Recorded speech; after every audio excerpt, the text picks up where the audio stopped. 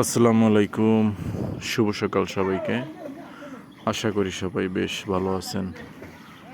তো আজকে গ্রামের পুকুরে মাছ ধরা হচ্ছে, আপনাদের সাথে শেয়ার করব কি কি মাছ পাওয়া যায় ছোট্ট একটা পুকুরে। নেট জাল দিয়ে মাছ ধরা হবে আজকে। ওই ঠালটা সরাইয়া ঠালটা আনতে তাই না মাছ যায়